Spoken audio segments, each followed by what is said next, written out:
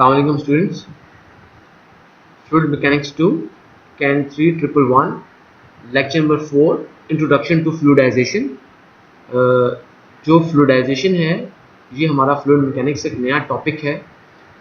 फ्लूइडाइजेशन के अंदर हम पार्टिकुलेट किनोलॉजी और फ्लूइड मैकेनिक्स इन दोनों को कंबाइन करके हम देखेंगे कि किस तरीके से आपके पास ये जो फ्लूइडाइजेशन का फिनोमेना है ये हम इसको अचीव कर सकते हैं और इसकी क्या एप्लीकेशंस है. फ्लूइडाइजेशन हमारे पास केमिकल इंडस्ट्री के अंदर बहुत ज़्यादा इस्तेमाल की जाती है. ख़ास तौर पर हमारे पास फ्लूइडाइज्ड बेड रिएक्टर्स हैं, एक स्पेशल किस्म की टाइप्स है जिसके अंदर आप जो है बेड्स ऑफ सॉलिड्स, बेशक आपके पास वो रॉ मटेरियल हो या मोस्ट प्रोबेबली वो कोई कैटलिस्ट होगा, तो उसके अंदर से जब आप कोई लिक्विड स्ट्रीम या कोई गैस स्ट्रीम पास करवाते हैं तो उस दौरान आप फ्लूइडाइजेशन की जो कंडीशंस हैं उनको अचीव करते हैं और इन्हीं कंडीशंस की वजह से आप अपने सारे केमिकल प्रोसेस को कंप्लीट कर लेते हैं. अच्छा जी, अब हमारे पास दो मखसूस किस्म की टर्म्स हैं, फ्लूइडाइजेशन और फ्लूइडाइज्ड बेड्स. तो बेसिकली जब फ्लूइडाइज्ड बेड कहें तो आप समझ जाएं कि आपके पास कोई पार्टिकुलेट सॉलिड्स का एक बेड है. आपने पार्टिकुलेट सॉलिड्स हैं उनको सेटल डाउन किया हुआ है तो बेड वो बन जाता है. और उस वक्त जब आपके पास वो पार्टिकुलेट सॉलिड्स सस्पेंडेड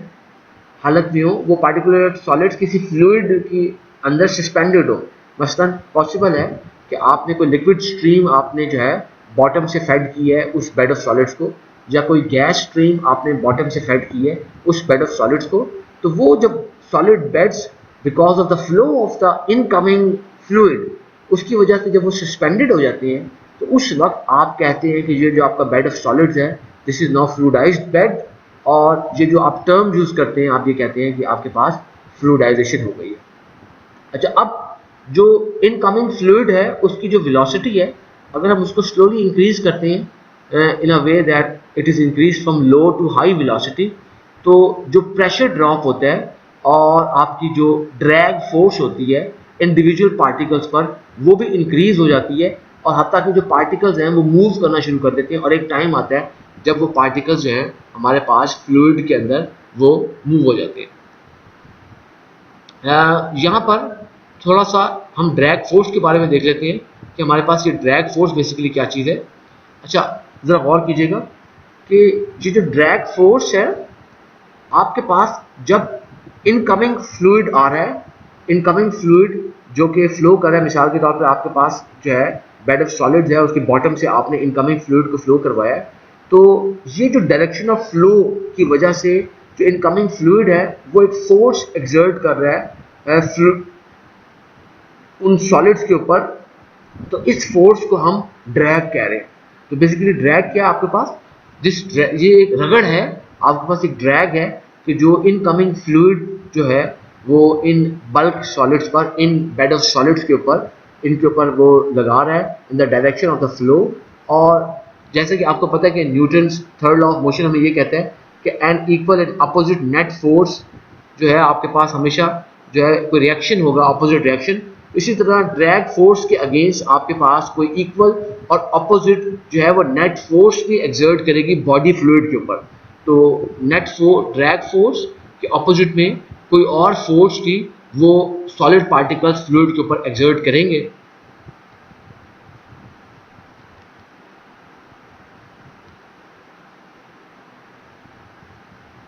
अच्छा जी, हमारे पास ये जो फ्लूइडाइजेशन है, ये फ्लूइडाइजेशन बेसिकली हमारे पास दो मुख्तलिफ इकसाम की फ्लूइडाइजेशन है. एक फ्लूइडाइजेशन को हम पार्टिकुलेट फ्लूइडाइजेशन कहते हैं और दूसरी फ्लूइडाइजेशन को हम बबलिंग फ्लूइडाइजेशन कहते हैं. अच्छा, ज़रा इसको हम डिटेल से भी देखते हैं कि पार्टिकुलेट फ्लूइडाइजेशन और बबलिंग फ्लूइडाइजेशन में क्या फ़र्क है. अच्छा, मिसाल के तौर पर देखिए आपके पास कोई बेड ऑफ सॉलिड्स है, जैसे हमारे पास कोई सैंड पार्टिकल्स हैं, उन पे एक बेड ऑफ सॉलिड्स मुश्तमिल है और आपका जो इनकमिंग फ्लूइड है वो वाटर है. तो आप क्या कर रहे हैं कि जब वाटर को सैंड के बेड पर फ्रॉम द बॉटम साइड से आप उसको इंजेक्ट करते हैं तो जो सैंड के पार्टिकल्स हैं वो आपके हैं वो फर्दर जो है वो मूव करेंगे और जो है जैसे जैसे हम पानी की वेलोसिटी इंक्रीज करते जाएंगे इनका ये जो मोशन है, जो सैंड पार्टिकल्स का मोशन है, ये बड़ा विगोरस होता जाएगा और हमारी जो एवरेज जो बेड डेंसिटी है, मिसाल के तौर पर देखिए, आपको पता है डेंसिटी क्या है, मास पर यूनिट वॉल्यूम। तो मिसाल के तौर पर जब आपके पार्टिकल्स हैं वो मूव करेंगे तो उनके दरमियान में गैप्स बनते जाएंगे, इन गैप्स को वॉइड्स कहते हैं, वॉइड्स कहते हैं। तो हमारे पास ये जो गैप्स हैं, वॉइड्स हैं, ये इंक्रीज करते जाएंगे, तो इस वजह से आपकी जो है वो डेंसिटी भी जो है वो चेंज होती रहेगी, क्योंकि मास पर यूनिट वॉल्यूम है। तो इस वजह से आपकी, लेकिन जब हम फ्लूइड आपके पास इन बल्क सॉलिड्स को हम किसी फ्लूइड यानी कि वाटर की मदद से हम इसको फ्लूइडाइज कर रहे हैं, तो जो आपकी एवरेज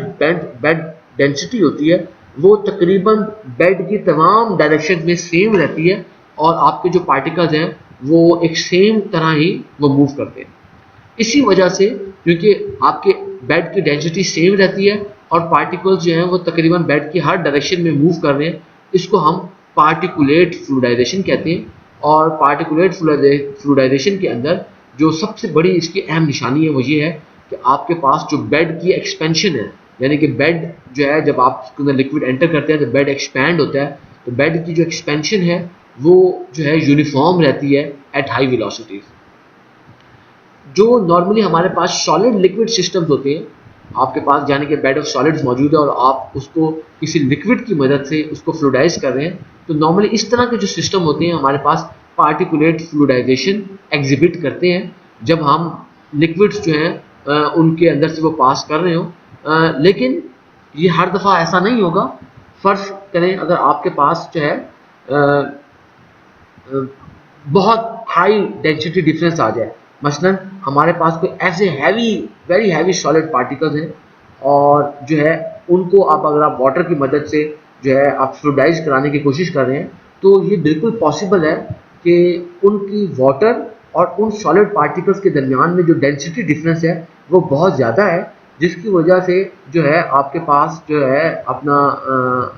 वो आपको पार्टिकुलेट फ्लूइडाइजेशन नहीं देंगे, बल्कि वो बबलिंग फ्लूइडाइजेशन देना शुरू कर देंगे। यानी कि instead of the particles being moving apart there will be a formation of bubbles, इसलिए हम उसको बबलिंग, अगर उसको डिटेल से भी देखते हैं तो बबलिंग फ्लूइडाइजेशन हो सकती है। इसी तरह फॉर एग्जांपल अगर आपके पास हम कोई गैसेस, नॉर्मली गैसेस के केस में जब आपके पास सॉलिड गैस सॉलिड सिस्टम है या सॉलिड गैस सिस्टम है, उसके अंदर आपके पास नॉर्मली बबलिंग फ्लूइडाइजेशन होती है। लेकिन अगर आपके पास देखिए जो है अगर हमारे पास कोई वेरी फाइन सॉलिड्स है और आपके पास जो गैस की डेंसिटी है वो बहुत गैस की जो आपके पास प्रेशर है वो बहुत ज़्यादा है, उस वक्त हमें पार्टिकुलेट फ्लूइडाइजेशन भी मिल सकती है। इसी तरह हमारे पास देखिए जो क्रैकिंग कैटलिस्ट है, क्रैकिंग जो है एक प्रोसेस है पेट्रोलियम रिफाइनरिंग के अंदर, हम जो है क्रैक करते हैं, आप ऑलरेडी फ्यूल में पढ़ चुके होंगे, तो आप उसको क्रैक करके नैफ्था को क्रैक किया जाता है, तो आप उससे और मुख्तलिफ किस्म के बहुत सारे पेट्रोकेमिकल्स बनाने के लिए पेट्रोलियम इंडस्ट्री के अंदर जो पेट्रोकेमिकल्स आपने अचीव करने हैं तो उसके लिए आपको क्रैकर लगाना पड़ता है। तो नॉर्मली नैफ्था को क्रैक करके उससे फिर बहुत सारे मुख्तलिफ किस्म के जो है केमिकल कंपाउंड्स हैं वो बनाए जाते हैं। तो आपके पास जो पूरी ये जो है चेन है आपके पास पेट्रोकेमिकल्स की, जो कि किसी क्रैकर से आपके पास हासिल होती है। तो क्रैकर के अंदर ये जो क्रैकिंग पेट्रोलियम का प्रोसेस है ये कैटलिस्ट की मौजूदगी में होगा। तो नॉर्मली ये जो कैटलिस्ट होते हैं ये आपके पास फाइन सॉलिड्स की फॉर्म में है, तो अब इसीलिए आपके पास जो ये पॉसिबल है कि हमारे पास ये जो फाइन सॉलिड्स हैं जो क्रैकिंग कैटलिस्ट हैं, ये एट लो वेलोसिटीज हमें पार्टिकुलेट फ्लूइडाइजेशन दें, लेकिन जब आपके पास वेलोसिटीज बहुत ज़्यादा हाई हो तो ये फिर बबलिंग फ्लूइडाइजेशन एग्जिबिट करना शुरू कर दें। This is very much possible. अच्छा,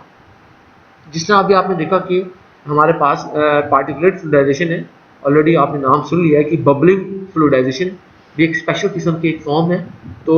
इसके अंदर नॉर्मली हमारे पास जो गैस सॉलिड सिस्टम होते हैं उनके अंदर ही बबलिंग फ्लूइडाइजेशन होती है, लेकिन ये कोई हार्ड एंड फास्ट रूल नहीं है। जो है इसके अलावा भी आपकी ये बबलिंग फ्लूइडाइजेशन हो सकती है। तो नॉर्मली हमारे पास जो सॉलिड्स बेड हैं उनको जो है एयर की मदद से जब फ्लूइडाइज किया जाएगा तो आपके पास बबलिंग या एग्रीगेटिव फ्लूइडाइजेशन, बबल्स बनेंगे जो है आपके पास कोई एग्रीगेटिव आपके पास जो पार्टिकल्स है वो एक दूसरे से स्टिक कर रहे होंगे तो वो फ्लूइडाइजेशन हो रही होगी। तो इसके लिए हमारे पास जो है नॉर्मली हम आगे ज़रा चलने से पहले मैं आपको थोड़ा सा सुपरफिशियल वेलोसिटी की हम आगे बात करने लगे हैं, तो मैं सुपरफिशियल वेलोसिटी का बता दूं कि सुपरफिशियल वेलोसिटी क्या है। कि एक स्पेशल किस्म की टर्म है जो कि फ्लूइडाइजेशन में यूज़ की जाती है, इसको कहते हैं आप सुपरफिशियल वेलोसिटी। सुपरफिशियल वेलोसिटी को आप वी बार नॉट से आप इसको रिप्रेजेंट करते हैं। और सुपरफिशियल वेलोसिटी क्या है, ये बेसिकली एक हाइपोथेटिकल आर्टिफिशियल फ्लो वेलोसिटी है। मिसाल के तौर पे देखिए आपके पास कोई टावर है, कोई एम्प्टी टावर है, आप उसके अंदर कोई बेड ऑफ सॉलिड्स मौजूद नहीं है। अगर आपके पास से फ्लूइड की स्ट्रीम बिल्कुल खाली अगर हो, कोई बेड ऑफ सॉलिड्स ना हो, तो उस वक्त वो जो फ्लो करेगी उसकी क्या वेलोसिटी होगी, बेशक वो एयर हो या लिक्विड हो, तो खाली जब वो फ्लो कर रही है तो उसको हम कह रहे हैं किसी मखसूस क्रॉस सेक्शनल एरिया में से, उसका नाम है आपके पास सुपरफिशियल वेलोसिटी। ये जो सुपरफिशियल वेलोसिटी है इसको मल्टी फेज फ्लोज, यानी कि ऐसे फ्लोज जिनके अंदर आपके पास एक से ज़्यादा फेज हो, जैसे कि gas liquid phase, solid liquid phase आपके पास, या जो है gas solid phase, multi phase कोई आपके पास फ्लो है, या किसी पोरस मीडिया के अंदर, यानी कि जैसे कि बल्क सॉलिड्स हैं आपके पास, पार्टिकुलेट सॉलिड्स हैं, उनके अंदर से आपके पास कोई फ्लूइड फ्लो कर रहा है तो एक पोरस मीडियम आपके पास आ जाए, तो उस वक्त ये superficial velocity V bar nought की जो टर्म है उसको बहुत ज़्यादा इस्तेमाल किया जाता है। अच्छा जी, तो हमारे पास नॉर्मली मैं ऑलरेडी बता चुका हूँ कि जो सॉलिड बेड्स हैं वो सॉलिड बेड्स बेसिकली जब उनमें से एयर पास की जाती है तो उस वक्त वो बबलिंग या एग्रीगेटिव फ्लूइडाइजेशन का बिहेवियर जो है वो एग्जिबिट कर रहे होते हैं। तो नॉर्मली होता क्या है कि जब आप कोई ऐसी सुपरफिशियल वेलोसिटीज़ जनाब आली जनरेट करें, मिसाल के तौर पे जो कि वी बार नॉट एम, यानी कि इसको कहते हैं मिनिमम फ्लूइडाइजेशन वेलोसिटीज़, यानी कि ऐसी वेलोसिटीज़ जिनके ऊपर आपके पास कोई जो है फ्लूइडाइजेशन स्टार्ट हो जाए, तो मिनिमम फ्लूइडाइजेशन वेलोसिटी से ज़्यादा अगर आपके पास कोई वेलोसिटी है, बहुत ज़्यादा वेलोसिटी है जिसको सुपरफिशियल वेलोसिटी कह रहे हैं, मैं उसका बता चुका हूँ, वो जो है किसी गैस की है और वो आपके बेड ऑफ सॉलिड में से पास कर रही है, तो फिर आपके पास जो है गैस जो है वो बबल्स या वॉइड्स, यानी कि एम्प्टी स्पेसेस की फॉर्म में वो ट्रेवल करेगी। आपके पास वो बबल्स बनेंगे जिसके अंदर कोई बल्क सॉलिड्स नहीं होंगे, और आपके पास जो है मोस्टली जो गैस होगी वो बबल्स की फॉर्म में उन सॉलिड पार्टिकल्स में से फ्लो करेगी, और थोड़े से ही पार्टिकल्स होंगे, थोड़ी सी गैस होगी जो कि चैनल्स के अंदर जो आपके पार्टिकल्स के अंदर से वो गैप बनाते हुए वो ट्रेवल करेगी। तो जब आपके पास ये गैस मूव करती है पार्टिकल्स के बीच में से, तो पार्टिकल्स जो है फिर वो बड़ा जिग जैग वाला मोशन करते हुए मूव करते हैं, और उनको जो फ्लूइड है, जो भी इनकमिंग फ्लूइड है, वो उनको सपोर्ट करेगा। अच्छा, लेकिन मसला उसमें क्या आता है कि जो आपके पास बबल्स के दरमियान में जो स्पेस होगी वो तकरीबन आपके पास जो है वो स्पेस जो है ऑलमोस्ट वो सेम होगी, और उसकी वजह से आपके पास जो है हम उसको कहते हैं इंसिपिएंट फ्लूइडाइजेशन, को उसका नाम देते हैं। मैं अभी डिटेल से भी बताता हूँ कि आपको इंसिपिएंट फ्लूइडाइजेशन उसका क्या नाम है। अच्छा, मसला उसके अंदर सिर्फ ये आता है कि बबलिंग फ्लूइडाइजेशन के अंदर कि बबल्स की जो फॉर्मेशन हो रही है उस फॉर्मेशन के दौरान हमारे पास जो बेड है वो उसके अंदर एक नॉन यूनिफॉर्म कंडीशन अचीव हो जाएगी कि आपके पास जो बबल्स हैं वो एक नॉन यूनिफॉर्म तरीके से बन रहे हैं और टूट रहे हैं। दैट्स वाई हम इसको जो है बबलिंग फ्लूइडाइजेशन कहते हैं। अच्छा, बाज़ औक़ात ये जो बबल्स हैं ये बिल्कुल जैसे आपके पास पानी के अंदर हम जो है ना एयर बबल्स बन रहे हो, या आपके पास कोई किसी बॉइलिंग लिक्विड के अंदर पानी आप देखें कोई चीज़ बॉयल कर रहा हो तो उसकी सतह पे अब आप देख सकते हैं बबल्स से बन रहे होंगे, तो बिल्कुल इसी तरह ये इस तरह आपके पास बॉइलिंग लिक्विड में जिस तरह वेपर बबल्स बना रहा होता है इस तरह के बबल्स बन सकते हैं। तो इसलिए बाज़ औक़ात इसको बॉइलिंग बेड भी कहा जाता है। हमारे पास जो आपके पास बेड ऑफ सॉलिड्स है किसी बबलिंग फ्लूइडाइजेशन के दौरान, उसको आप बॉइलिंग बेड भी कहते हैं। जो बबलिंग फ्लूइडाइज्ड के अंदर आपके पास जो बेड ऑफ सॉलिड्स है वो बेसिकली बहुत ज़्यादा डिपेंड करता है नंबर और size of the gas bubbles. लेकिन हमारे पास इन गैस बबल्स के नंबर और साइज़ को कैलकुलेट करना बहुत मुश्किल है। इसके कोई आपके पास जो तरीक़ेकार हैं, न्यूमेरिकल कैलकुलेशन मौजूद है, लेकिन आप इसको जो है बहुत ज़्यादा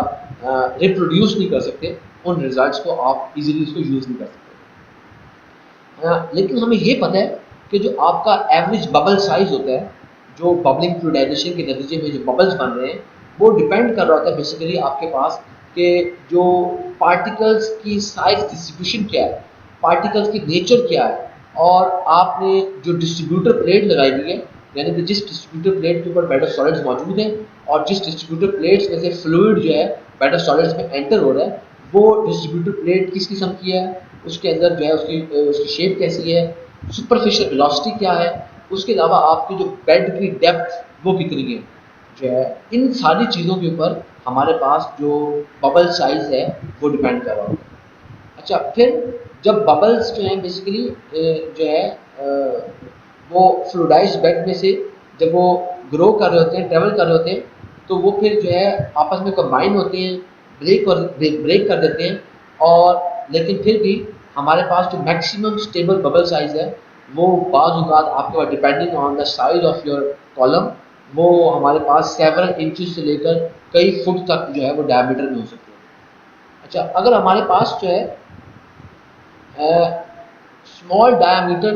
का हम कॉलम यूज़ करते हैं और जिसके अंदर बेड ऑफ सॉलिड्स जो हैं वो बड़ा thick deep bed of solids हो, तो उस वक्त जो है बबल्स जो है आपके सारे के सारे क्रॉस सेक्शन के अंदर जो उसके अंदर कॉलम था उसके अंदर वो सारे के सारे फिल कर देंगे। ऑलरेडी मैं आपको बता चुका हूँ कि जो गैस सॉलिड सिस्टम्स हैं वो टिपिकली बबलिंग फ्लूइडाइजेशन को एग्जिबिट करते हैं, और जब आप उनमें से गैसेस को पास करवाते हैं, लेकिन ऑलरेडी हम ये देख चुके हैं कि आपके पास ये कोई हार्ड एंड फास्ट रूल नहीं है। ये भी पॉसिबल है कि आपके पास अगर बहुत ज़्यादा हैवी कोई आपके पास बल्क सॉलिड्स हैं और डेंसिटी डिफरेंस बहुत ज़्यादा आ गया है between the bulk solids and the liquid, उस केस में भी आपके पास जो बबलिंग फ्लूइडाइजेशन है वो हो सकती है। तो बबलिंग फ्लूइडाइजेशन जो है दूसरे केसेस में भी पॉसिबल है। फ्लूइडाइजेशन की एप्लीकेशंस क्या हैं? जो फ्लूइडाइजेशन है हम लोग सबसे ज़्यादा इनको फ्लूइडाइज्ड कैटालिटिक जो रिएक्टर्स हैं बेसिकली वो फ्लूइडाइजेशन के प्रिंसिपल पे ही जो है वो इस्तेमाल में आते हैं, और ये पेट्रोलियम इंडस्ट्री के अंदर बहुत ज़्यादा कॉमन है। उसके अलावा नॉर्मली जो फ्लूइडाइज्ड बेड्स हैं इनको मेटलर्जिकल इंडस्ट्री के अंदर जो है ऑर्स को रोस्ट करने के लिए, फाइन सॉलिड्स को ड्राई करने के लिए, उसके अलावा जब आपने गैसेस को जो है एब्जॉर्प्शन करवानी है गैसेस की, उसके लिए हम फ्लूइडाइज्ड जो है बेड्स और उसके लिए फ्लूइडाइजेशन का जो प्रिंसिपल है उसको यूज़ करते हैं। उसके अलावा हमारे पास जो कैटालिटिक प्रोसेसेस होते हैं, मसलन हम जो है एक्राइलोनाइट्राइल की सिंथेसिस करनी हो, या अगर हमने गैस सॉलिड के रिएक्शंस करनी हो, ये रिएक्शन सिर्फ उसी वक्त पॉसिबल है क्योंकि आपने कॉन्टैक्ट एरिया बढ़ाना होता है, और आपके गैस सॉलिड फेज के अंदर कॉन्टैक्ट एरिया उसी सूरत में इंक्रीज हो सकता है कि जब आपके पास जो सॉलिड्स होंगे वो सस्पेंडेड हालत में हो, और उनको सस्पेंड करने के लिए जो आप फिनोमेना यूज़ करेंगे उसको आप फ्लूइडाइजेशन का फिनोमेना यूज़ करेंगे। इसी तरह जो फ्लूइडाइजेशन है वो मिक्सिंग और एजिटेशन के अंदर जो है फ्लूइडाइजेशन बहुत ज़्यादा इसको हम यूज़ करते हैं। जो मिक्सिंग और एजिटेशन है इनके अंदर बेसिकली ये सेम फिनोमेना, डिफरेंट ये होता है कि एजिटेशन के अंदर नॉर्मली आप कोई एक्सटर्नल कोई इक्विपमेंट यूज़ कर सकते हैं, या आप ये कह सकते हैं कोई विगोरस किस्म की कोई मिक्सिंग हो रही है आपके पास। अगर जेंटल मिक्सिंग हो रही है तो मिक्सिंग है, लेकिन अगर विगोरस किस्म की मिक्सिंग हो रही है, कोई आपने इम्पेलर यूज़ किया हुआ है, कोई आपने जो है इक्विपमेंट यूज़ किया हुआ है, उसको हम एजिटेशन कह रहे हैं। तो अगर आपने जो है फ्लूइडाइजेशन करने, अगर आपके पास जो सॉलिड्स अगर आप मिक्स करवाना चाह रहे हैं किसी लिक्विड के अंदर, तो अगर आपकी वो सॉलिड्स फ्लूइडाइज्ड हालत में होंगे तो आपका मिक्सिंग जो एजिटेशन का प्रोसेस है वो बहुत ज़्यादा इफेक्टिव होगा, बहुत ज़बरदस्त होगा। अच्छा, इसी तरह जो हमने बल्क सॉलिड्स को अगर हमने कन्वे करवाना है, मिसाल के तौर पर लेट्स से कि आपके सीमेंट है, आपके पास ड्राई सीमेंट है, उसको आपने ट्रांसपोर्ट करवाना है, या आपने जो है फ्लोर इंडस्ट्री के अंदर मिसाल के तौर पर आटे को आपने जब उसको फ्लोर करना तो उसको ट्रांसपोर्ट कराने के लिए आप बेसिकली उसको फ्लूइडाइजेशन यूज़ करते हैं, और वो जो फ्लूइडाइजेशन आप यूज़ करते हैं वो उसके अंदर आप कॉन्टीन्यूस किस्म की एक फ्लूइडाइजेशन यूज़ करते हैं तो कॉन्टिन्यूस फ्लूइडाइजेशन में क्या होता है कि आप जो है आपकी जो फ्लूइड है नॉर्मली वो कोई गैस होगी या इनर्ट आपके पास जो है नाइट्रोजन है कोई एयर है वो बड़ी हाई वेलोसिटी के ऊपर वो आपके बेड ऑफ सॉलिड्स में से फ्लूइड जो है वो पास करेगी। तो उसके बाद वो इतनी ज़्यादा वेलोसिटी होगी कि जितने भी पार्टिकल्स होंगे वो सारे के सारे उस फ्लूइड के अंदर जो है वो ट्रैप हो जाएंगे, एंट्रेन हो जाएंगे और वो उस इनकमिंग गैस स्ट्रीम या जो एयर स्ट्रीम है उसके साथ वो ट्रेवल करना शुरू कर देंगे और इस तरीके से वो कॉन्टिन्यूस एक फ्लूइडाइजेशन की हालत एक अचीव हो जाएगी और हमारे पास जो सॉलिड्स हैं उनको इजीली आप कन्वे कर सकेंगे। अच्छा जी, जो हमारे पास फ्लूइडाइजेशन का जो प्रोसेस है, फ्लूइडाइजेशन का प्रोसेस जो है बकायदा एक जो है आपके पास एक एर्गॉन एक इक्वेशन है, उस एर्गॉन इक्वेशन के ऊपर जो है उसका सारे का सारा वो जो फ्लूइडाइजेशन का प्रोसेस है उसको बेस करता है। आप इसको मैथमेटिकली उसकी मॉडलिंग कर सकते हैं। एर्गॉन इक्वेशन की मदद से मैथमेटिकली आप डिफरेंट पैरामीटर्स उसके कैलकुलेट कर सकते हैं। तो बेसिकली हमारे पास जो है जब कोई लिक्विड या गैस जो है एट वेरी लो वेलोसिटी वो अगर बेड ऑफ सॉलिड्स में से जो पास करता है तो इनिशियली वो जो पार्टिकल्स होंगे बेड ऑफ सॉलिड्स के वो मूव नहीं करेंगे और जो प्रेशर ड्रॉप आएगा, प्रेशर ड्रॉप क्यों आएगा? क्योंकि देखिए आपने एयर जो है जब आपने वाटर ऐड किया तो वो जब सॉलिड्स के साथ टकराएगा तो बिकॉज ऑफ द सडन एक उसको जो कॉन्ट्रैक्शन मिली है, एक सडन किस्म की स्टॉपेज मिली है, उसकी वजह से वो प्रेशर ड्रॉप आएगा क्योंकि वो आपके पास इनिशियली बेड ऑफ सॉलिड्स वो फ्लो नहीं करेंगे, मूव नहीं करेंगे। तो वो जो प्रेशर ड्रॉप है उसको आप एर्गॉन इक्वेशन की मदद से आप इजीली उसको जो है वो कैलकुलेट कर सकते हैं। तो जो एर्गॉन इक्वेशन है उसको हम लिखते हैं delta P over L is equal to 150 V naught mu over G sub C phi S square D P square into 1 minus epsilon square और epsilon Q plus 1.75 rho into V naught square G sub C phi S into D P into 1 minus epsilon over epsilon Q. यहाँ पे जो delta P है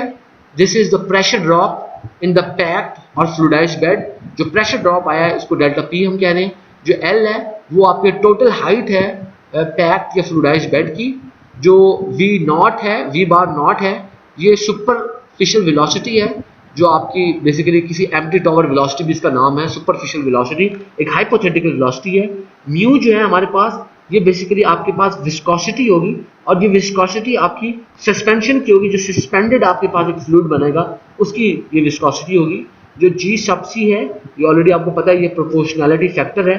phi S ये sphericity है solid particles की जो कि पैक्ड या फ्लूइडाइज्ड बेड में मौजूद है। और आपके पास जो परफेक्टली जो स्फेरिकल पार्टिकल्स हैं, बिल्कुल जो स्फेरिकल पार्टिकल्स होते हैं तो राउंड पार्टिकल्स हैं, उनकी जो स्फेरिसिटी होती है उसको हम 1 लेते हैं। जो डी पी है this is the diameter of the spherical particles. जो आपके पैक्ड या फ्लूइडाइज्ड बेड में जो पार्टिकल्स मौजूद हैं उनका क्या डायमीटर है। एप्सिलॉन जो है बेसिकली ये आपके पास एप्सिलॉन जो है ये पोरोसिटी है या वॉल्यूम फ्रैक्शन है एम्प्टी स्पेसेस की जो कि आपके बेड ऑफ सॉलिड्स के अंदर मौजूद है। क्योंकि ये एक कंटिन्यूस सॉलिड मौजूद नहीं है और ख़ास तौर पर जब फ्लूइडाइजेशन स्टार्ट होती है तो आपके अंदर जो बेड ऑफ सॉलिड्स है, सॉलिड्स के अंदर जो एम्प्टी स्पेसेस हैं, जो वॉइड्स हैं, एम्प्टी स्पेसेस यानी कि जो वॉइड्स हैं वो वॉइड्स जो हैं वो बढ़ना शुरू हो जाते हैं। तो ये जो एप्सिलॉन जो पोरोसिटी है ये वॉल्यूम फ्रैक्शन है वॉइड्स की बेड ऑफ सॉलिड्स के अंदर। रो जो है हमारे पास ये डेंसिटी है। अच्छा जी, अब अगर हमारे पास कोई फ्लूइड वेलोसिटी है तो फ्लूइड वेलोसिटी को अगर हम जो है मुसलसल इंक्रीज करते रहे तो आपके पास क्या होगा कि जो प्रेशर ड्रॉप है वो भी इंक्रीज करेगा और साथ साथ जो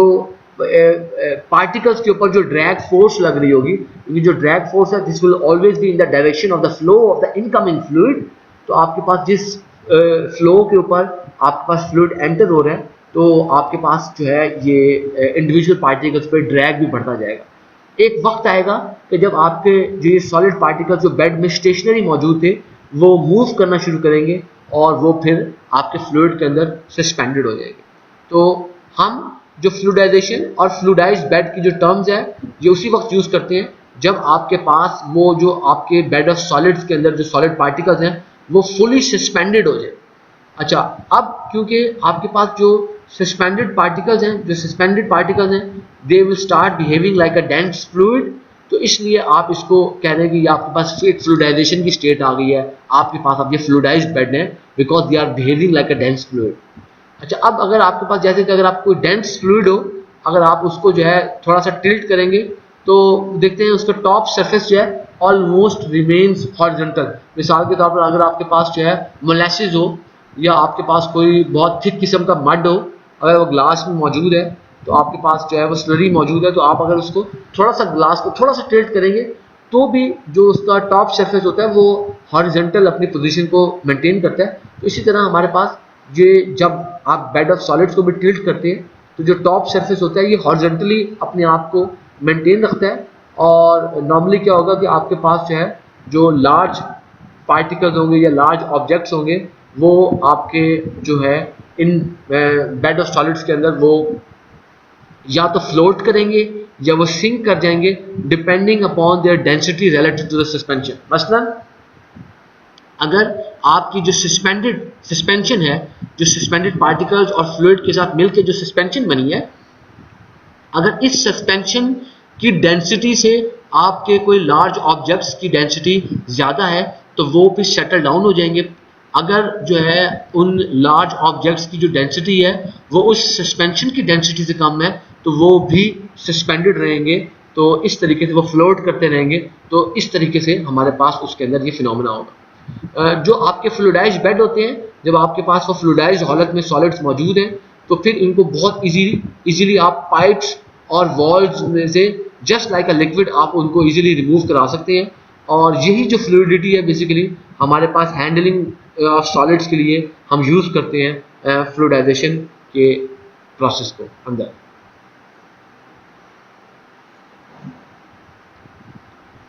एक चीज़ देखते हैं इंसिपिएंट फ्लूइडाइजेशन की, अभी हमने थोड़ी सी बात की थी। अब जैसे जैसे आपकी फ्लूइड की वेलोसिटी इंक्रीज कर रही है तो ड्रैग जो है वो पार्टिकल्स पर, जो रगड़ लग रही है पार्टिकल्स पर इन the direction of the incoming fluid, तो वो जो है आपके पास वो इंक्रीज करती रहती है। और एक टाइम आ जाता है, एक पॉइंट आ जाता है कि जब आपके पास जो प्रेशर ड्रॉप होता है बेसिकली, वो जब आपके पास प्रेशर ड्रॉप होता है वो बैलेंस करना शुरू कर देता है। जब आपके पास जो वेट ऑफ बेड सॉलिड्स पर cross section, per unit cross section area, जो वेट ऑफ बेड सॉलिड यानी कि उनकी जो ग्रेविटेशनल फोर्स है, जब वेट है, उसकी वजह से जो आपके पास उन दोनों चीज़ों को वो जो है वो बैलेंस करना शुरू कर देता है। अच्छा, उस वक्त क्या होगा कि आपके पास जो ये दोनों चीज़ें बैलेंस कर रही हैं तो आपके पास जो फ्लूइड है उस वो जो ड्रैग लगा रहा है, बेसिकली ये ड्रैग जो है पार्टिकल, सॉलिड पार्टिकल्स को सपोर्ट कर रहा है, क्योंकि जो प्रेशर ड्रॉप है उसने बैलेंस किया हुआ है वेट को, लेकिन जो ड्रैग है उसने सिर्फ उन सॉलिड पार्टिकल्स को सपोर्ट किया हुआ है। अब अगर इस स्टेज के ऊपर अगर आप थोड़ा सा जो है फ्लो रेट जो है वो अगर आप इंक्रीज कर दें इनकमिंग फ्लूइड का, तो फिर क्या होगा कि आपके पास जो बेड है वो एक्सपैंड करेगा स्लाइटली, और इस एक्सपेंशन के नतीजे में वो जो स्टेशनरी या स्टैटिक हालत से जो है वो अपनी जो पैक्ड हालत है उससे वो एक उसके अंदर चेंज आ जाएगी। अगर आप उसके अंदर मजीद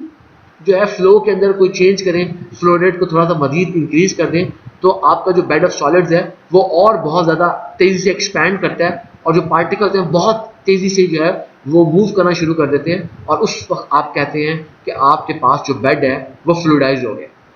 अच्छा, अब यानी कि जिस कंडीशन के ऊपर आपका बेड जो है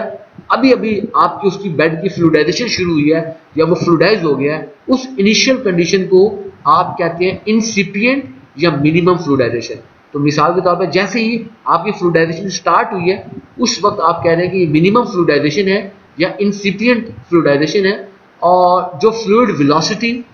आपको इंसिपिएंट फ्लूइडाइजेशन जो है वो अचीव करवाती है, यानी कि जिस फ्लूइड वेलोसिटी की वजह से आपको इंसिपिएंट फ्लूइडाइजेशन हासिल होती है तो उसको हम मिनिमम फ्लूइडाइजेशन वेलोसिटी या V bar naught M minimum fluidization velocity ऐसे उसको हम रिप्रेजेंट करते हैं।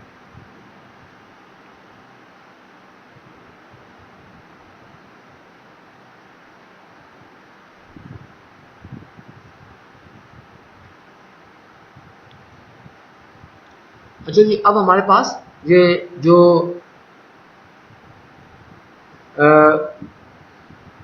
फ्लूइडाइजेशन है, फ्लूइडाइजेशन के दौरान हमारे पास ज़रा हम देखते हैं कि ये फ्लूइडाइजेशन के अंदर ये फिनोमेना है क्या। एक इसको डायग्राम को अगर आप थोड़ा सा देखें और करें तो बेसिकली अगर हमारे पास ये एम्प्टी ट्यूब है, इस एम्प्टी ट्यूब के अंदर हमारे पास ये एक डिस्ट्रीब्यूटर प्लेट लगी हुई है, डिस्ट्रीब्यूटर प्लेट है और ये पोरस प्लेट है जिसने सपोर्ट किया हुआ है बेड ऑफ सॉलिड्स को। तो ये जो पार्टिकुलर बेड ऑफ सॉलिड्स है, इनकी जो हाइट है बेड ऑफ सॉलिड्स की, ये आपके पास L से इसको रिप्रेजेंट किया हुआ है। एयर को आप जो है एज अ फ्लूइड इस बेड ऑफ सॉलिड्स के बॉटम में से आप फेड करवाते हैं। तो जब आप इसको फेड करवाते हैं तो आपके पास जो प्रेशर ड्रॉप आएगा, जो है इनिशियली ये बेड ऑफ सॉलिड्स मूव नहीं करेगा और आपके पास जो है ये जो बेड ऑफ सॉलिड्स है वो आपको बेड ऑफ सॉलिड्स के अंदर जो प्रेशर ड्रॉप है उसको हम डेल्टा पी से हम शो कर रहे हैं। जैसे जैसे आप इस इनकमिंग फ्लूइड की यानी कि एयर है उसकी आप जो है वेलोसिटी को जो है आप इंक्रीज करते जाएंगे, इसकी वेलोसिटी को इंक्रीज करते जाएंगे तो हमारे पास जो है प्रेशर ड्रॉप इंक्रीज होना शुरू हो जाएगा। लेकिन जो पार्टिकल्स हैं वो अभी भी मूव नहीं करेंगे और जो बेड की जो हाइट है वो भी अपनी जगह पर जो है सेम रहेगी, उसके अंदर कोई चेंज नहीं आएगी। अच्छा, अब एक वक्त आएगा कि जब आपके पास एक मखसूस किस्म की वेलोसिटी के ऊपर जो प्रेशर ड्रॉप है वो आपकी फोर्स ऑफ ग्रेविटी, जो पार्टिकल्स के ऊपर जो फोर्स ऑफ ग्रेविटी लग रही है या वेट ऑफ द बेड है वो उसको काउंटर बैलेंस कर देगा। और जैसे कि मैंने आपको बताया कि हमने जो इंसिपिएंट फ्लूइडाइजेशन की बात की है कि जब आपके पास एक ऐसी वेलोसिटी होगी कि जब आपके पास प्रेशर ड्रॉप जो है वो काउंटर बैलेंस कर रहा होगा फोर्स ऑफ ग्रेविटी, जो पार्टिकल्स बेड की वजह से होगी उनको वो काउंटर बैलेंस कर रहा होगा और उसके अंदर आप थोड़ी सी मजीद वेलोसिटी इंक्रीज कर देंगे तो पार्टिकल्स स्टार्ट टू मूव करना शुरू कर देंगे। जो इंसिपिएंट हम कह रहे हैं कि हमारे पास फ्लूइडाइजेशन आ जाएगी। इस हम कंडीशन को हम ये कह रहे हैं कि आपने यहाँ पर ग्राफ में ये पॉइंट ए से शो किया। तो हमारे पास क्या है, एक फिक्स्ड बेड है, ये हमारे पास एक फिक्स्ड बेड है। इस फिक्स्ड बेड के अंदर हम जो है स्लाइटली हम क्या कर रहे हैं कि हम जो है आप देख रहे हैं कि ये फिक्स्ड बेड है। तो ये दो ग्राफ आपको एक इकट्ठे शो किए हुए कि आपके पास ये फिक्स्ड बेड है। फिक्स्ड बेड के अंदर हमारे पास ये जैसे जैसे आप उसके अंदर से वेलोसिटी इंक्रीज कर रहे हैं तो आप देख रहे हैं कि ये प्रेशर ड्रॉप बढ़ता जा रहा है, प्रेशर ड्रॉप मुसलसल बढ़ता जा रहा है। जैसे जैसे आप इनकमिंग एयर वेलोसिटी को इंक्रीज कर रहे हैं प्रेशर ड्रॉप बढ़ता जा रहा है, हत्ता कि आपके पास जो है एक पॉइंट आ गया कि जिस पॉइंट के ऊपर जो प्रेशर ड्रॉप है यानी कि जो डेल्टा पी है, डेल्टा पी और उसने बैलेंस किया हुआ है, काउंटर बैलेंस किया हुआ है weight of the bulk solids को, काउंटर बैलेंस किया हुआ है। थोड़ी सी आपने अगर वेलोसिटी इंक्रीज की है, थोड़ी सी वेलोसिटी इंक्रीज की है तो आपके पास ये पॉइंट ए आ गया है कि जहां पर आपके जो बेड ऑफ सॉलिड्स है वो मूव करना शुरू कर देंगे। तो उसको हमने पॉइंट ए कहा है और उस पॉइंट ए पर जो प्रेशर ड्रॉप होगा वो डेल्टा पी होगा। अच्छा जी, अब होता क्या है कि बाज़ औक़ात हमारे पास जो बेड है वो स्लाइटली एक्सपैंड करता है, बहुत स्लाइटली एक्सपैंड करेगा और उसके अंदर जो सॉलिड के पार्टिकल्स के जो ग्रेन्स हैं, जो पार्टिकल्स हैं वो अभी भी अपने साथ कांटेक्ट में होते हैं। अच्छा, लेकिन क्योंकि अगर आपको पता है कि बेड थोड़ा सा भी एक्सपैंड करेगा, थोड़ा सा भी एक्सपैंड करेगा तो उसकी एक्सपेंशन की वजह से उसके अंदर जो वॉइड स्पेसेस हैं, जो एम्प्टी स्पेसेस हैं, जो एप्सिलॉन है वो उसके अंदर जो है आपके पास जो है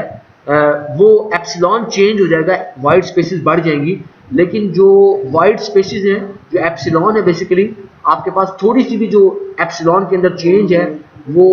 बहुत ज़्यादा परसेंटेज ऑफ जो आपकी सुपरफिशियल जो वेलोसिटी है वी नॉट उसको वो कंपनसेट कर देती है और डेल्टा पी को कांस्टेंट रहती है। तो मसलन बात कहने की ये थी कि इस पोजीशन के ऊपर जब आपके पास यहाँ यही ये पोजीशन थी, जो पॉइंट ये है जहाँ पर आपके पास इनिशियली इनकमिंग फ्लूइड जो आपके पास एयर है उसकी वेलोसिटी जो थी एक मखसूस वेलोसिटी है जिसके ऊपर जो प्रेशर ड्रॉप है उसने काउंटर बैलेंस किया हुआ है weight of the bed of solids को और उससे थोड़ी सी ज़्यादा वेलोसिटी चेंज हुई है। तो वेलोसिटी चेंज होने से क्या हुआ है कि आपका ये पॉइंट, इसी पॉइंट ए के ऊपर आपकी फ्लूइडाइजेशन स्टार्ट हो गई है, लेकिन प्रेशर ड्रॉप चेंज नहीं होगा। प्रेशर ड्रॉप क्यों चेंज नहीं हुआ? क्योंकि आपके जब वो बेड ऑफ सॉलिड थोड़ा सा मूव करते हैं तो उनके अंदर वो एप्सिलॉन चेंज हो जाता है और जब एप्सिलॉन चेंज हो जाता है, एप्सिलॉन इंक्रीज कर जाता है, तो वो आपकी बहुत ज़्यादा वी नॉट के ऊपर वो चेंज लेके आ जाता है, तो इसलिए वो आपकी डेल्टा पी को कांस्टेंट रखता है, उसके अंदर वो मजीद चेंज नहीं आता। अच्छा, अब हमारे पास जब वेलोसिटी फर्दर अगर आप इंक्रीज करें, फर्दर आप इंक्रीज करते हैं, तो फिर वो पार्टिकल्स जो अभी अपने साथ एक दूसरे से स्टिक हुए होते हैं, वो बहुत ज़्यादा सेपरेट हो जाते हैं और वो बेड के अंदर फ्रीली मूव करना शुरू कर देते हैं, और हमारे पास एक ट्रू फ्लूइडाइजेशन स्टेट आ जाती है, ट्रू फ्लूइडाइजेशन पॉइंट आ जाता है, जिसको हम कह रहे हैं पॉइंट बी। यानी कि जो पॉइंट बी है हमारे पास, ये पॉइंट बी वो पॉइंट है जिस पॉइंट के ऊपर आपके पास जो बेड ऑफ सॉलिड्स हैं, अब वो फ्रीली उन्होंने मूव करना शुरू कर दिया है। ये वो पॉइंट है, बड़ा इंपॉर्टेंट पॉइंट है कि जहाँ से आपकी प्रॉपर फ्लूइडाइजेशन स्टार्ट हुई है, और जिस वेलोसिटी के ऊपर ये पॉइंट बी की स्टेट आई है कि जब आपके सॉलिड्स ने फ्रीली मूव करना शुरू कर दिया है, उनको हम कहते हैं मिनिमम फ्लूइडाइजेशन वेलोसिटी या वी बार नॉट एम। ये मिनिमम फ्लूइडाइजेशन वेलोसिटी आपके पास वहां आएगी।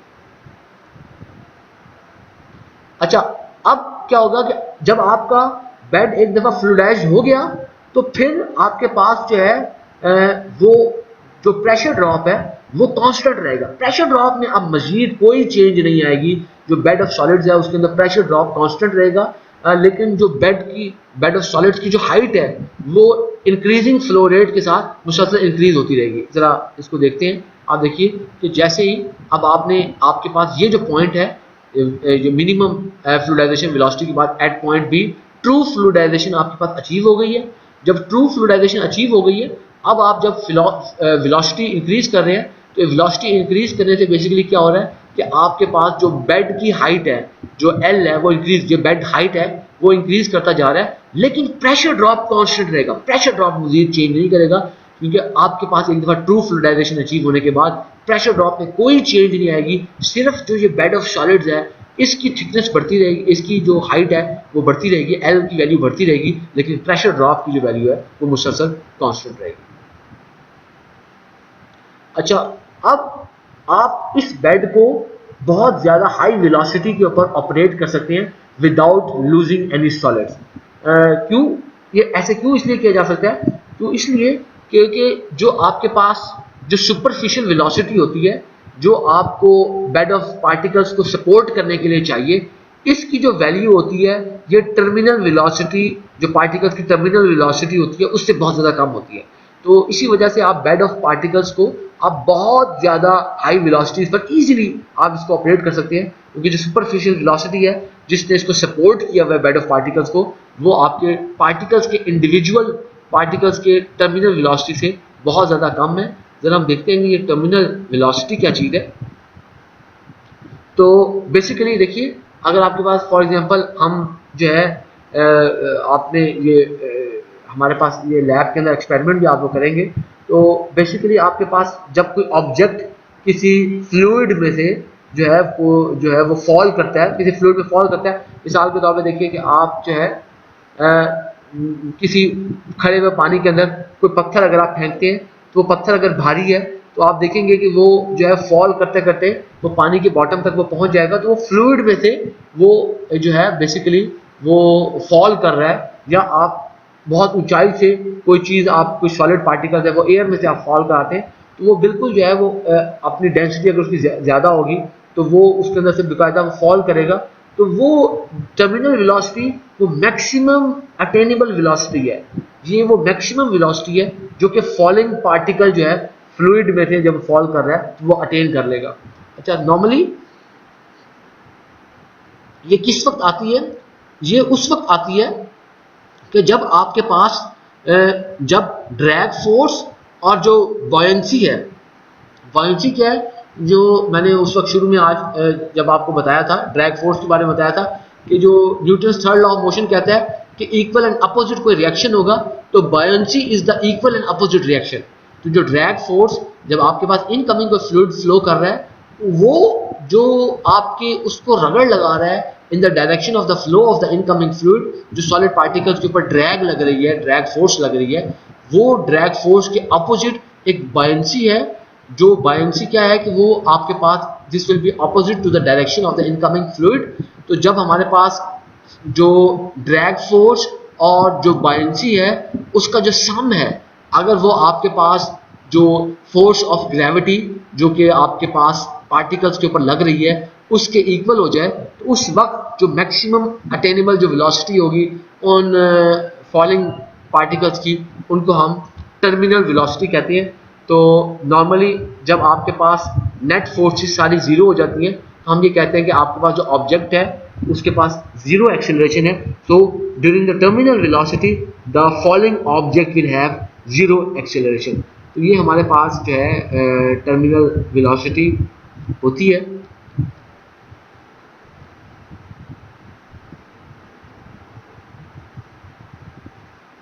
अच्छा जी, अब जो है हम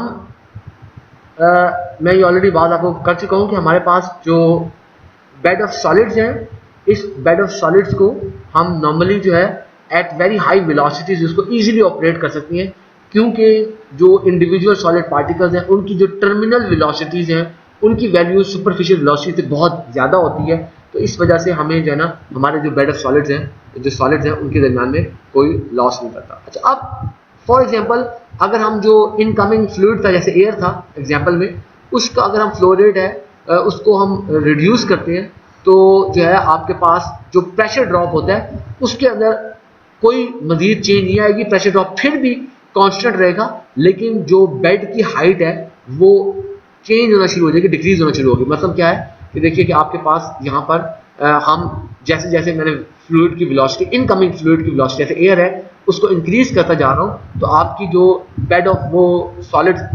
इनिशियली आपके पास फ्लूइडाइजेशन अचीव हो गई थी, तो उसके बाद आपकी जो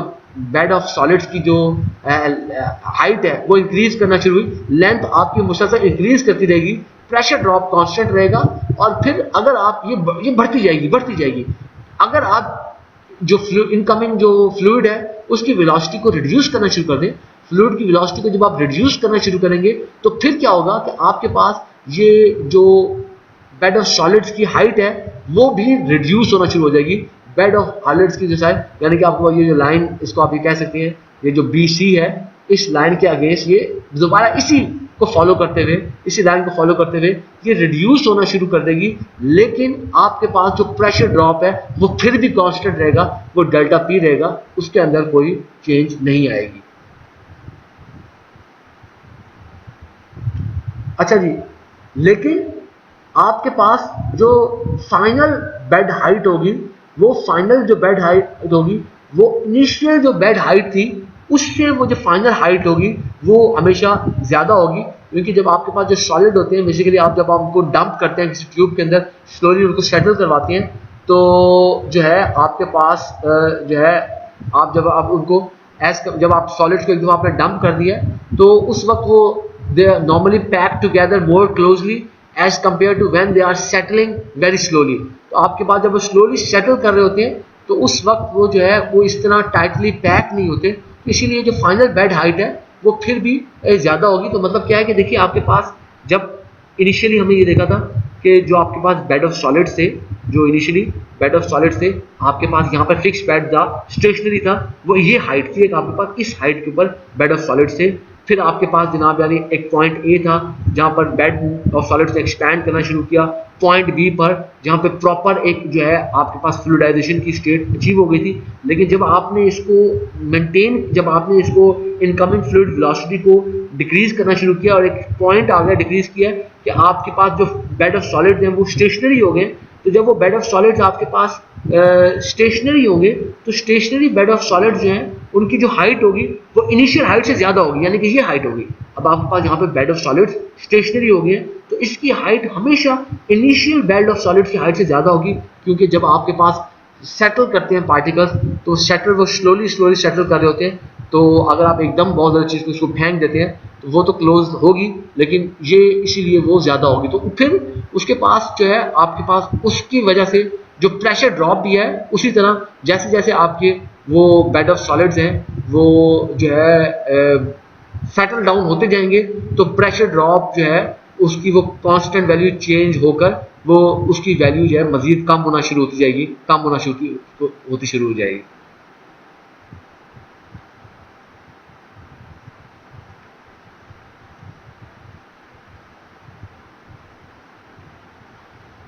अच्छा, इसी तरह हमारे पास जो प्रेशर ड्रॉप होगा, मैं ऑलरेडी बात कर चुका हूँ कि ओरिजिनल फिक्स्ड बेड से उसकी वैल्यू भी वो लेस होगी। अच्छा, अब आपके पास क्या है, जब आपने दोबारा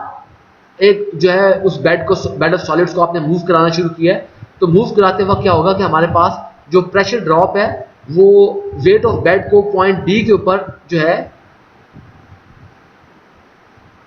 यानी कि अब आपके पास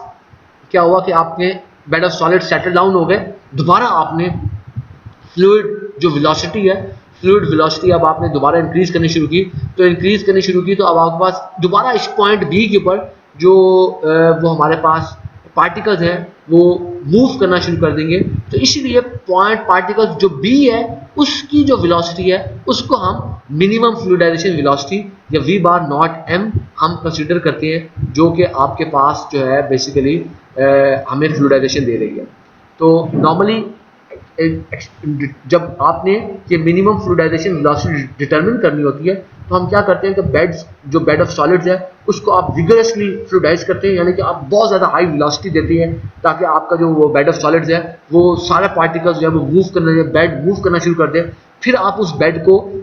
जो स्लोली उसको सेटल करवाते हैं, गैस का फ्लो टर्न ऑफ कर देते हैं, और उसके बाद जो है दोबारा आप जो है फ्लो रेट इंक्रीज करके बेड को दोबारा एक्सपैंड कराते हैं। तो इस तरह आपके पास जो वी बार नॉट एम जो आपके पास उसकी कोई रिप्रोड्यूसिबल वैल्यूज आती है, ऐसी वैल्यूज आती हैं जो कि बार बार आप दोबारा अचीव कर सकते हैं, तो आप उसको हासिल कर लेते हैं इन दोनों ग्राफ से। यानी कि आपके पास जो height of the bed from the fixed bed to the fluidized bed और जो डेल्टा पी की कंडीशन है उनके इंटरसेक्शन से, जहाँ पे इंटरसेक्ट करें वो आपके पास जो है एक पॉइंट आ जाता है, उस पॉइंट को हम जो है कह देते हैं कि हमारे पास मिनिमम फ्लूइडाइजेशन वेलोसिटी या वी बार नॉट जो है हमारे पास एम है। So this was our today's lecture. Fluidization very important in especially in chemical engineering. Fluidization is a mixture of particulate technology and fluid mechanics. It is very widely used in chemical process industries, especially where catalyst beds are present or where there are catalyst containing reactors where the bed of solids is in continuous motion. Please watch this video. Please go through these lecture notes. These lecture notes are available on ocw.kfueit.edu.pk, also available on LMS. आप please in notes को go through कीजिए, इस video को देखिए। अगर आपके कुछ सवालात हैं, you are more than welcome to contact me via my email asim.ali@kfueit.edu.pk। इसके अलावा आप मुझे जो है व्हाट्सएप पे टेक्स्ट मैसेज भी कर सकते हैं। Please watch this video so that when you attend our Google Meet live session, you can actively participate in our class and you can learn something new, और आप उसको efficiently इस time को use कर सकें। Thank you very much. Allah Hafiz.